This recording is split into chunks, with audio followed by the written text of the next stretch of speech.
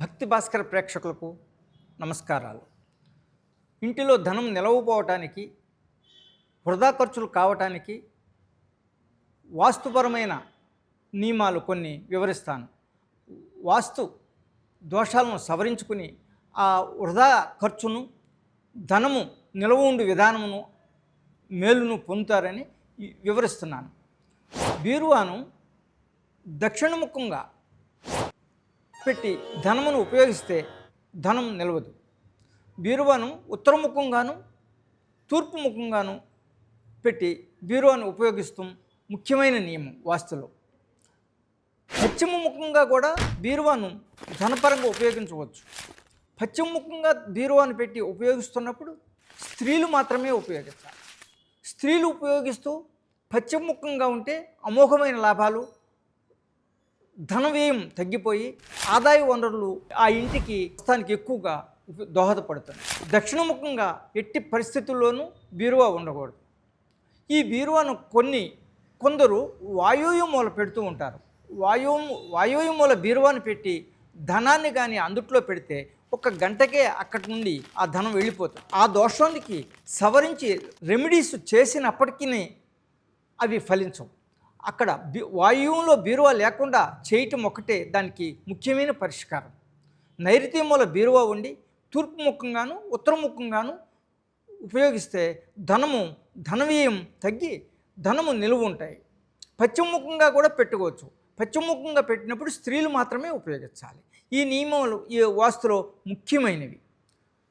ఇక రెండో నియమం, దక్షిణ గోడకు నీరు నిల్వ ఉండి నీరు చిమ్ముతూ ఆహ్లాదంగా కనిపించే కొన్ని సీనరీస్ను అందం కోసం అతికించుకుంటారు. వాటి వలన ధన వ్యయము, ధన వృధా, రావాల్సిన ధనము రాకుండా ఆగిపోవటం కూడా జరుగుతుంది. దక్షిణ గోడకు నీటితో ఉన్న నీరు నిల్వ ఉన్న నీరు చిమ్ముతూ లేదా నీరు ప్రవహిస్తూ ఉండే సీనరీస్ లేకుండా చూసుకోవాలి ముఖ్యంగా.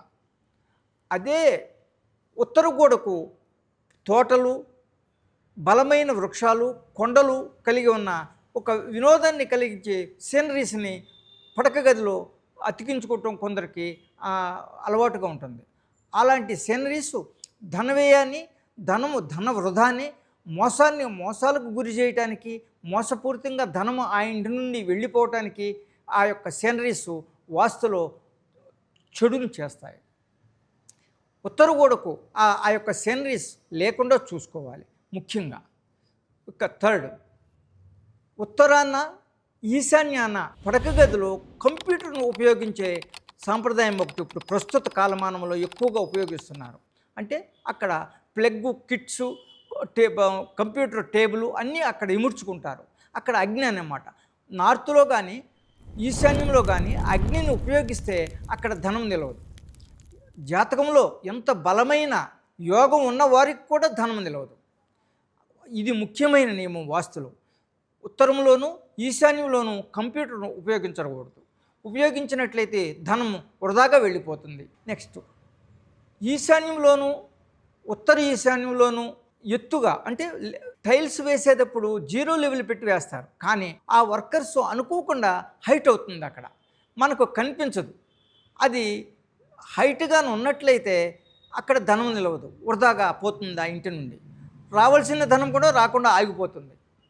ధనవ్యయం అవి రుణగ్రస్తులను కూడా చేస్తుంది. ఉత్తర ఈశాన్యంలో కానీ ఉత్తరంలో కానీ ఈశాన్యంలో కానీ జస్ట్ అంత 1/4 ఇంచ్ హైట్ ఉన్నా సరే ధనవ్యయాన్ని, ధన లోభాన్ని, ధన ఖర్చుని, ధనాదాయాన్ని రాకుండా చేయటం జరుగుతూ ఉంటుంది.